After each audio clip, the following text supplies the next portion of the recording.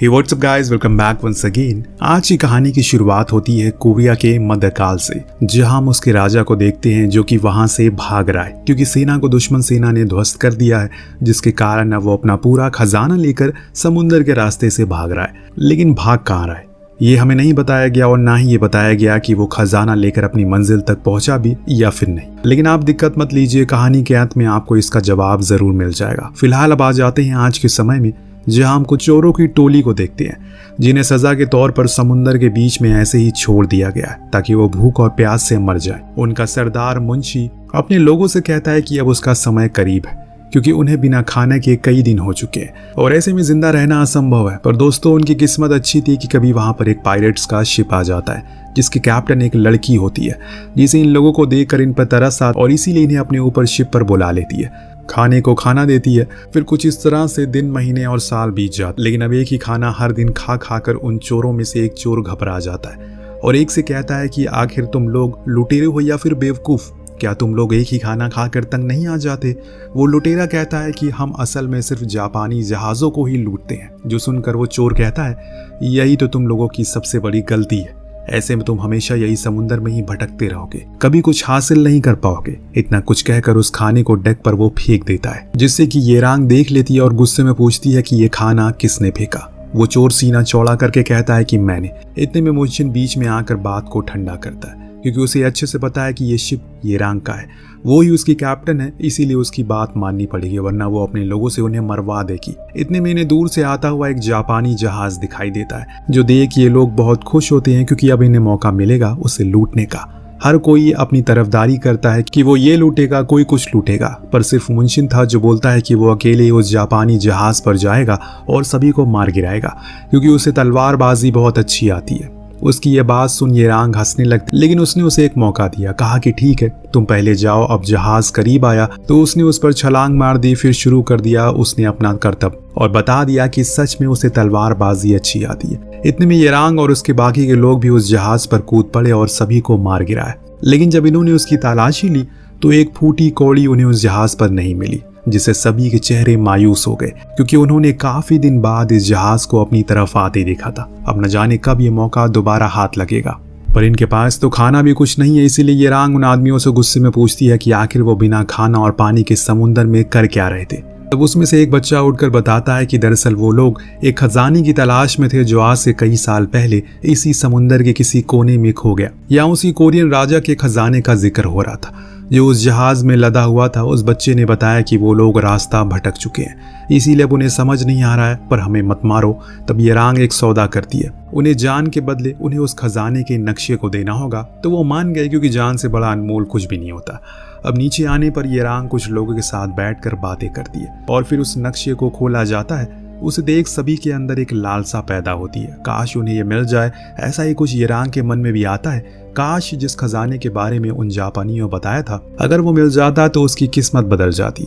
इसीलिए वो सभी से कहती है कि अब हमें उसे ढूंढना है और हमारा यही मकसद है। तलाश शुरू होती है। सबसे पहली सीढ़ी थी एक टापू जहां इन्हें आगे के रास्ते के बारे में पता चलेगा और इसके लिए उन्हें उस टापू के सबसे ऊंची चोटी पर बनी एक गुफा के पास मिलेगा। ये सभी अब उसी टापू पर पहुंचते हैं जहां जाकर मुंशिन को एक सांड दिख गया तो उसने कहा कि सालों से सी फूड खाकर वो तंग आ चुका है, इसीलिए वो अपने खाने का जुगाड़ करने जा रहा है। हालांकि बाकी के लोग उसे रोकते हैं, ऐसा मत करो, लेकिन उसे खुद पर बहुत घमंड था। वो हर काम अकेले ही कर लेगा, फिर क्या होना था।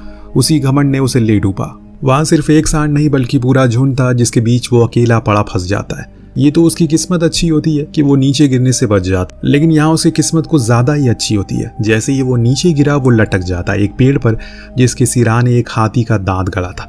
जी हाँ, यही उसकी अगली मंजिल की चाबी है क्योंकि उसके आगे के नक्शे के बारे में लिखा है, जो देखने के बाद येरांग तो बहुत खुश होती है क्योंकि ये उन्हें एक कदम और करीब ले जाएगा अपनी मंजिल के। लेकिन यहाँ मुंशी को लगता है कि उसके लोग अब उसकी बात नहीं सुनते, जिसके कारण वो येरांग से लड़ जाता है और कहता है कि वो ही अब कैप्टन है। लेकिन कोई उसकी नहीं सुनता क्योंकि सभी को येरांग एक कैप्टन के रूप में ज्यादा अच्छी लगती है। उन्हें कोई फैसले गुस्से में नहीं लिए और यही एक लीडर की पहचान थी और इस चीज से मुंशी नाराज होकर वहीं रुकने का फैसला करता है। तो वहीं बाकी के लोग चले जाते हैं वापस उसी शिप पर। लेकिन जब जाने की बारी आती है तो येरांग थोड़ी देर वहीं रुककर उसका इंतजार करती है, क्या बता उसका फैसला बदल जाए। लेकिन वो ठहरा जिद्दी आदमी, वो वहीं उसी टापू पर डटा रहता है। इस बीच उसके पास एक आदमी आकर बताता है, हमारे पास वो हाथी दांत चोरी हो गया है। ये सुनते ही उसे येरांग पर शक होता है, क्योंकि अभी सिर्फ उसी पर शक जा रहा है। इसलिए उसने फौरन उसी टापू की ओर रुक किया और उसे ढूंढना शुरू किया। बड़ी ही देर बाद येरांग उसे एक लकड़ी के झोपड़ी में मिला, जहां उसने उसे खूब मारा और पूछा कि आखिर उस हाथी के दांत को क्यों चुराया। जो सुन उसने साफ इनकार कर दिया, उसके पास नहीं है वो दांत, बल्कि माइकी के पास है। वो कैसे, ये वो खुद बताता है। दरअसल कुछ समय बाद वो उस जहाज पर आ गया था, तो माइकी ने उसे झूठा दिलासा दिया। वो दोनों ही उस खजाने को तुम लोगों के पहले हासिल कर लेंगे और शहर की तरफ निकल जाएंगे। लेकिन जब तुम दोनों उसे लेकर टापू पर आए, तो मेरे सोने के बाद वो उस दांत को लेकर भाग गया। ये सुनकर येरांग को बहुत गुस्सा आता है, क्योंकि उसने शुरू से ही मुंशी पर शक था, लेकिन उसका खुद का आदमी ऐसा कर देगा वो उसने कभी नहीं सोचा था। वहीं दूसरी तरफ हम एक जनरल को देखते हैं, जो राजा से इस खजाने का जिक्र करता है और ये भी बताता है कि उसे उस तक पहुंचने का रास्ता पता है, वो जल्द ही उसे हासिल कर लेगा। इधर कोरिया का शाही परिवार के पास माइकी पहुंचा, जिसने उन्हें सब कुछ बता दिया। उनके परिवार के पूर्वजों ने समुद्र में किसी हिस्से में एक बहुत बड़ा खजाना छुपा रखा है, लेकिन उस शाही परिवार के किसी भी सदस्य को यकीन नहीं होता, क्योंकि अब तो उसके पास कुछ भी नहीं है, ना ही कोई सेना, ना ही कोई पैसा। तो अगर ऐसा कुछ भी होगा वो उस तक कभी पहुंच नहीं पाएंगे। इतने में वहां पर येरांग और मुंशी पहुंचते हैं, जो माइकी से जबरदस्ती उस खजाने को छीन लेते हैं। अब उस दरबार में कोई सेना वगैरह तो थी नहीं, उन्हें डरने की कोई जरूरत ही नहीं पड़ी। इसीलिए वो बड़ी आसानी से उसे लेकर वापस अपनी शिप पर आ गए। साथ में वो शाही परिवार को भी उठा लाते हैं, लेकिन वापस आने पर फिर मुंशी और येरांग के बीच बहस छिड़ जाती है। उसने उसे वो हाथी दांत छीन लिया और समुद्र में फेंकने की बात करने लगे, लेकिन अंत में उसने उसे वो सौंप दिया। इस दौरान हमें ये भी पता चलता है कि वो उसे कहीं न कहीं पसंद करने लगा है, लेकिन खुद को सबसे बड़ा दिखाने की होड़ में वो कई बार ऐसी हरकत कर देता है ताकि सभी को ऐसा लगे कि वो सबसे बड़ा और वही उनका लीडर है। खैर, इसकी सजा तो उसे मिल ही जाती है। इस बीच हम दूसरी तरफ उसी जनरल को देखते हैं, जो अभी उसी बात वार्तालाप कर रहा है उस राजा से, जो सुनकर वो गुस्से में पूछता है, तुम इतने विश्वास से ये कैसे कह सकते हो कि तुम उस खजाने को हासिल कर लोगे। तो जनरल बताता है, जिस राजा का वो खजाना था वो असल में कोरियन साम्राज्य का वंश था, परंतु उसे हमेशा से यह डर सताए रहता था कि कोई उस इस खानदान के खजाने को उसे छीन ना ले। फिर एक दिन उसका ये डर हकीकत में बदल गया जब उसके राज्य पर हमला हुआ। उस दौरान वो उस पूरे खजाने को एक जहाज पे लाद कर इस बारे में उसकी सिर्फ अपनी पत्नी को बताया कि वो कहाँ जा रहा है। इसीलिए मैंने उसके कुछ सालों बाद उसकी पत्नी को बंदी बना लिया और उसे खूब सताने के बाद उसने आखिर में उस खजाने का पता मुझे बता दिया। ये सब सुनने के बाद अब वो राजा अपनी सेना के साथ निकल जाता है, क्योंकि उसे उस जनरल की बातों पर यकीन जो हो गया था। इधर शिप पर मौजूद लोग उस हाथी के दांत पर कपड़ा बांधकर उस पर लिखी भाषा को समझने की कोशिश करते हैं, लेकिन उन्हें कुछ भी समझ नहीं आ रहा था कि ये क्या लिखा है। तो मुंशी उनसे वो कपड़ा ले लेता है, क्योंकि उसे वो भाषा आती थी। उसने बताया कि खजाने तक पहुंचने का रास्ता एक नदी से होकर गुजरता है, जो समुद्र के नीचे से बहती है, और ये जगह वहां मौजूद है जहां एक पत्थर के नीचे समुद्र बहता है। लेकिन एक बात ध्यान रखना, अपनी लालच और छल कपट पीछे ही छोड़ कर आना, क्योंकि ये खजाना उसी को मिलता है जिसके अंदर औरों की मदद करने की इच्छा हो। ये उसी के लिए छुपाया गया। ये सुनने के बाद मुंशी तो हंसने लगता है, क्योंकि उसे बड़ा चोर इस दुनिया में कोई नहीं है। तो क्या उस सोने को वो हासिल कर पाएगा? खैर, यहाँ येरांग बताती है कि उसने ऐसी जगह देखी है जो यहाँ से 40 मील की दूर दक्षिण में है। इसीलिए अब ये लोग उसकी ओर तेजी से बढ़ना शुरू करते हैं। तो वहीं जनरल और बाकी के लोग भी अपने सोचे हुए रास्ते पर चल रहे थे। 2 दिन बाद ये लोग उस जगह पर पहुंचते हैं जहाँ एक विशाल पत्थर मौजूद था, जिसके नीचे खूब सारे बवंडर बह रहे थे, जिन्हें देख येरांग कहती है कि मुझे पूरा यकीन है हमें नीचे कुछ जरूर मिलेगा।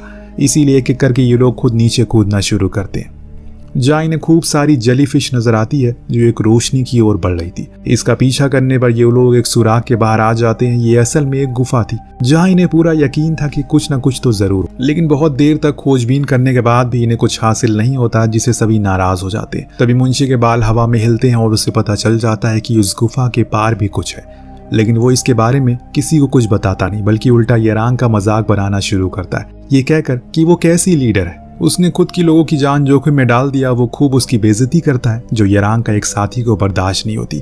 इसीलिए वो उस पर हाथ छोड़ देता है, पर मुंशी उसे उठाकर उसी तरफ फेंक देता है जहां से हवा आ रही थी।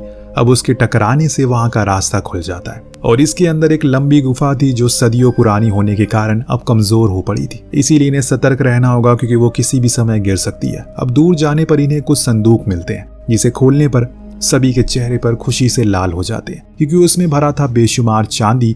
लेकिन सिर्फ चांदी ही क्यों, सोना कहाँ है?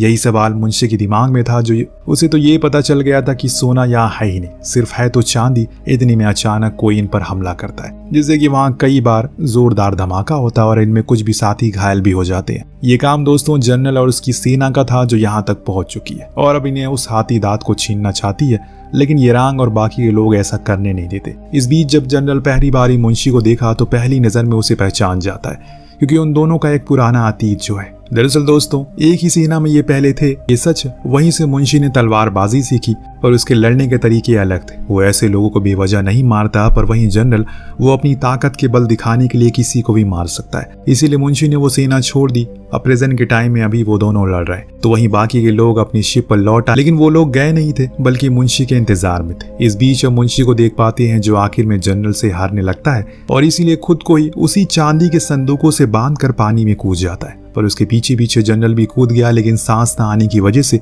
वो ऊपर आ जाता है। तो वही मुंशी जो अब पानी की गहराई में जाता जा रहा है, तब समय समय पर आकर येरांग उसकी जान बचा लेती है और उस रस्सी को काट देती है जिसमें वो बंधा था। गुफा में जनरल को वो झंडा भी मिल गया जिस पर असली खजाने का नक्शा बना था। हालांकि वो झंडा इन लोगों ने भी देखा था, लेकिन वो उसे लाने में असफल रहे। तब येरांग कहती है कि हमें वापस नीचे जाना चाहिए, लेकिन कुछ का कहना था कि हो सकता है कि वो झंडा माइकी के पास हो, तो ये लोग उसे बांध देते हैं, जबरदस्ती उसे बुलवाते हैं कि उसे। तब वो कहता है उसके पास कोई ऐसा झंडा नहीं है, लेकिन हाँ उसे वो जगह पता है जिसका जिक्र उस नक्शे में है। मैं बचपन में वहां पर गया था। दरअसल दोस्तों माइकी बचपन से ही पायरेट्स के साथ रहा है, उसे पहले भी वहां जाने का मौका मिल चुका है। उसका कहना था कि वहां खूब बिजलियां कड़कती है, लेकिन येरांग ने कहा कि हम वहां जाएंगे, हम वहां जरूर जाएंगे। पर माइकी की एक शर्त थी, उसे शिप का कप्तान बना दिया जाए। अब बड़ी देर सोचने के बाद येरांग मान गई और उसे कप्तान बना दिया गया।